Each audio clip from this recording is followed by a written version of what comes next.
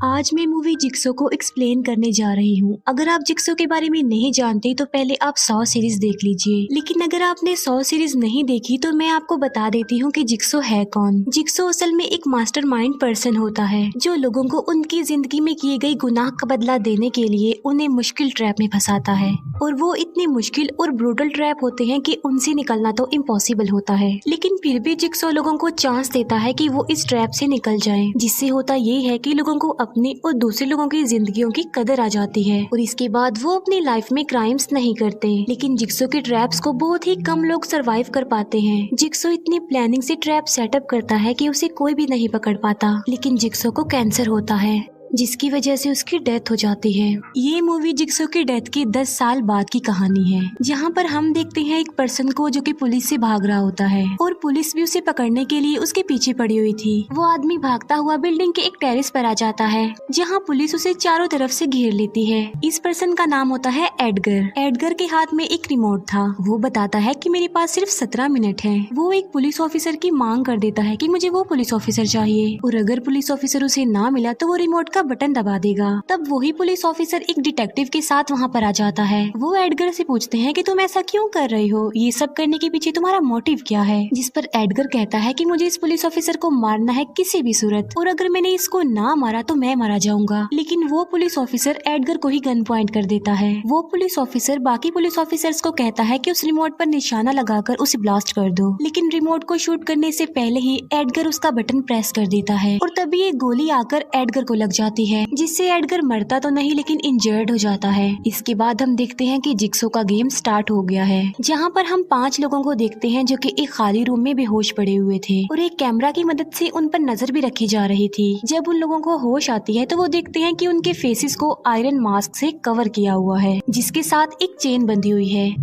और चेन की दूसरी साइड सामने डोर से कनेक्ट थी, और उस डोर पर तेज धार वाले ब्लेड्स लगे हुए थे। तभी वहाँ पर लगा स्पीकर ऑन हो जाता है, और एक पर्सन डरावनी आवाज में बोलता है कि इन 5 ने अपनी जिंदगी में बुरे काम किए हैं, जिसकी वजह से वो आज यहाँ पर लाए गए हैं। इस गेम से बचने का उनके पास सिर्फ एक ही सोल्यूशन है, सिर्फ सच बोले और अपने गुनाह को एक्सेप्ट कर ले।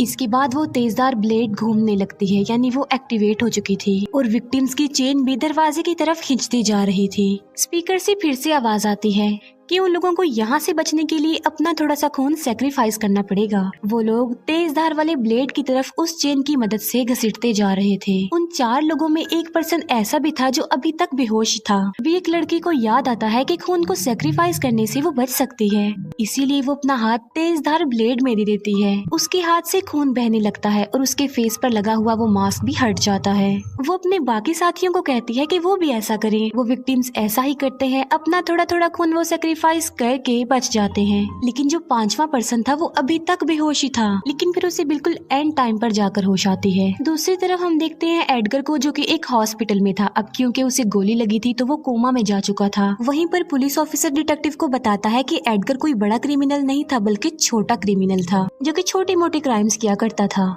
फिर हम एक जगह पर उस आदमी की बॉडी को लटका हुआ देखते हैं जिसके फेस पर मास्क था। एक डॉक्टर जिसका नाम होता है नेल्सन, वो अपनी असिस्टेंट के साथ उसके फेस से वो मास्क रिमूव करता है। वो देखते हैं कि उस आदमी का तो आधा फेस ही नहीं है। यहाँ देखकर यही लग रहा था कि ये भी जिक्सो का ही काम है। उस डेड बॉडी के अंदर से उन्हें एक मेमोरी कार्ड भी मिलता है, जिसमें एक रिकॉर्डिंग थी, और वो भी किसी और की नहीं बल्कि जिक्सो की थी। लेकिन ऐसा पॉसिबल कैसे हो सकता है, क्योंकि जिक्सो तो 10 साल पहले मर चुका है। वो रिकॉर्डिंग में ये कह रहा होता है कि अब सिर्फ 4 सर्वाइवर रह गए हैं, तो अगर उन्हें बचा सकते हो तो बचा लो। फिर हम देखते हैं चारों विक्टिम्स को, जो कि एक दूसरे रूम में आ जाते हैं, लेकिन उनके गलों पर अभी भी चेन लगी हुई थी। उन विक्टिम्स में एक लड़की का नाम था एना, और लड़के का नाम था रायन। तभी वहाँ पर जिक्सो का फेवरेट डॉल बिली आ जाता है। बिली पर एक टैग लगा हुआ था जिस पर लिखा हुआ था कन्फेस, यानी अपने गुनाहों को कबूल कर लो। और उन लोगों की गर्दन पर लगी चेन एक बार फिर से खिंचती चली जाती है। उन सभी विक्टिम्स को याद आने लगता है कि उन्होंने अपनी जिंदगी में कौन से गुनाह किए हैं, कौन से बुरे काम किए हैं। उन विक्टिम्स में एक लड़का कहता है कि मैंने एक यंग लड़के को एक बाइक बेची थी, लेकिन वो यंग लड़का 10 मिनट बाद ही एक एक्सीडेंट में मारा गया। विक्टिम लड़का कहता है कि उसमें मेरा कोई कसूर नहीं था।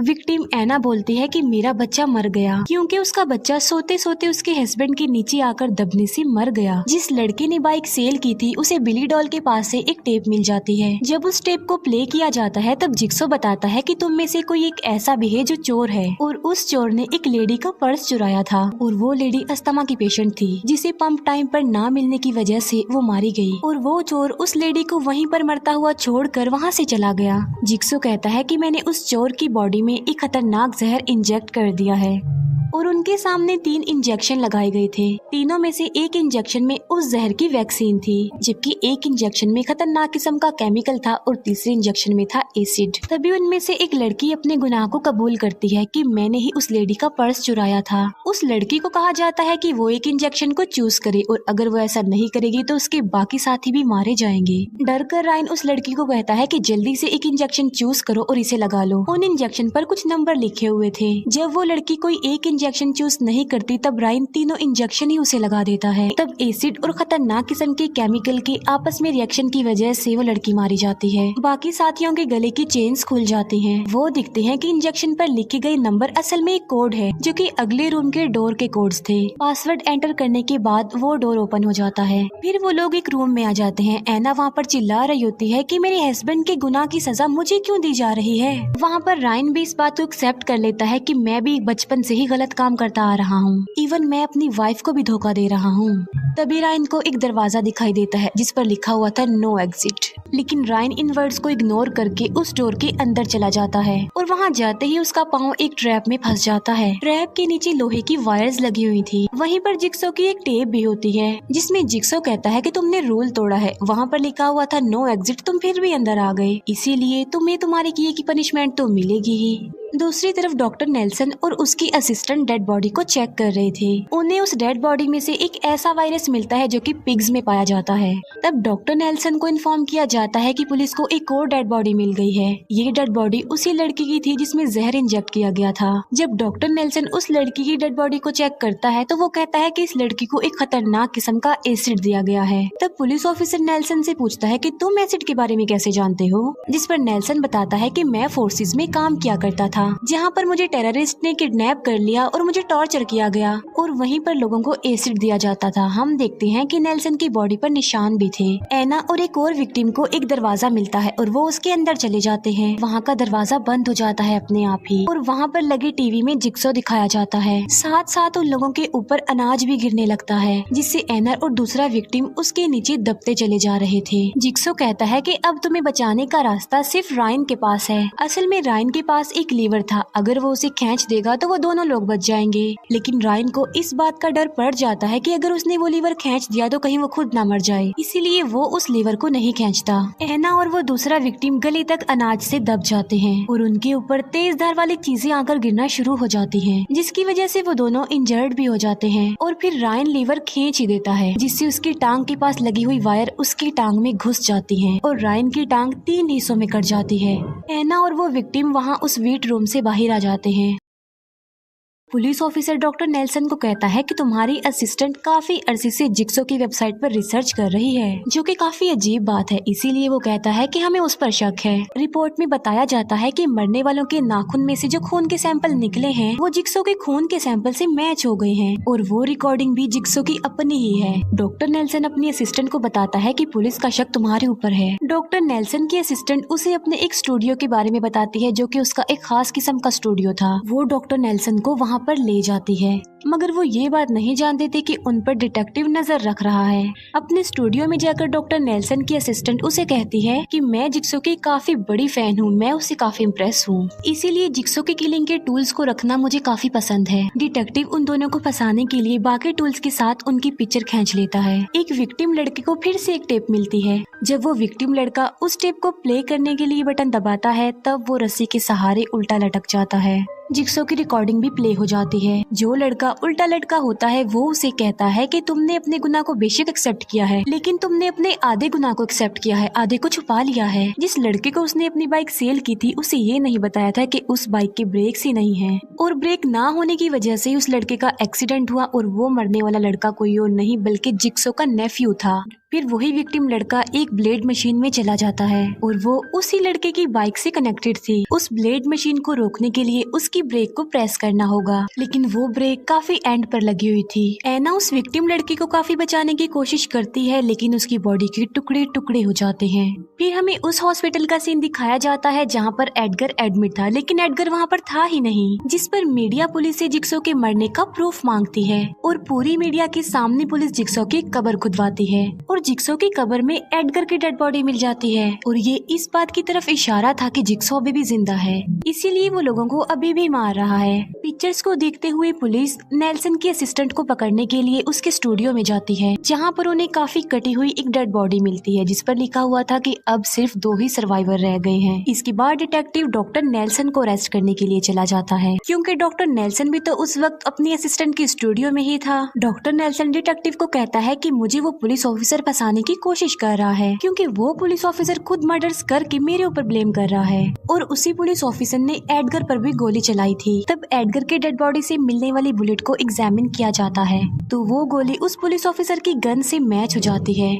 तब इन्वेस्टिगेशन के लिए डिटेक्टिव अब पुलिस ऑफिसर के घर पर चला जाता है और उसे फ्रिज में से लोगों की डेड बॉडी के कटे हुए पीस यानी जिक्सॉ पीस मिलते हैं। डॉक्टर नेल्सन की असिस्टेंट उसे बताती है कि जहाँ पर ये गेम खेली जा रही है, मतलब जहाँ पर ये गेम सेटअप है, मुझे उसकी लोकेशन पता चल गई है, इसीलिए ये दोनों खुद को बेकसूर साबित करने के लिए उस लोकेशन पर चले जाते हैं। अब नेल्सन को भी शक हो रहा था अपनी असिस्टेंट पर कि वो ही लोगों को मार रही है, क्योंकि वो जिक्सो की काफी बड़ी फैन भी थी, उससे काफी इम्प्रेस भी थी और उसे फॉलो भी कर रही थी। तभी वहाँ पर वो पुलिस ऑफिसर भी पहुंच जाता है और वो अपनी गन डॉक्टर नेल्सन की तरफ कर देता है। ये देखकर डॉक्टर की असिस्टेंट वहाँ से भाग जाती है। दूसरी तरफ उस गेम में हम देखते हैं कि एना और रायन को होश आ गया है और वो अपने सामने जिक्सो को देखते हैं। इसका मतलब साफ था कि जिक्सो अभी जिंदा है। एना और रायन जिक्सो को कहते हैं कि वो उन्हें छोड़ दे, उन्हें ना मारे। जिक्सो उनसे कहता है कि तुम दोनों में कोई तो ऐसा है जिसकी गलती की वजह से तुम दोनों ही फंस जाओगे। जिक्सो बताता है कि तुमने रियलिटी को छुपाया है, सच नहीं बताया। रायन का एक कार की वजह से एक्सीडेंट हो गया था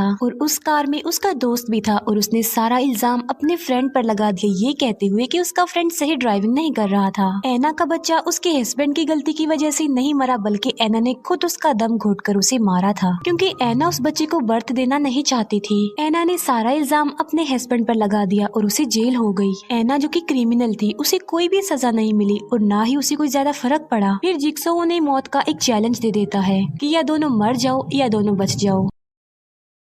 जिक्सो एक गन में गोली डालता है और कहता है कि यही गन तुम्हारी आजादी की चाबी है। जाते जाते जिक्सो ये कहकर जाता है कि जरा तुम अपने पीछे भी देख लेना। जब जिक्सो वहाँ से चला जाता है तब एना अपनी जान बचाने के लिए गन उठाती है। वो रायन को शूट करने लगती है, लेकिन गोली उसी पर चल जाती है, जिसकी वजह से एना मर जाती है। रायन को याद आता है कि जिक्सो ने जाते जाते कहा था कि जरा अपने पीछे भी देख लेना, लेकिन एना ने उसकी इस बात को इग्नोर कर दिया और देखो वो मारी गई। और उस गन में से 2 चाबियां भी निकलती हैं, लेकिन बदकिस्मती की बात ये है कि वो दोनों चाबियां टूटी हुई थी। अब क्योंकि जिक्सो ने कहा था कि ये गन ही तुम्हारी आजादी की चाबी है, लेकिन वो चाबियां तो टूट गई हैं, इसका मतलब है कि रायन भी अब वहाँ से नहीं निकल पाएगा। एक फेंट गन से पुलिस ऑफिसर पर फायर किया जाता है, जिससे वो पुलिस ऑफिसर भी होश हो जाता है।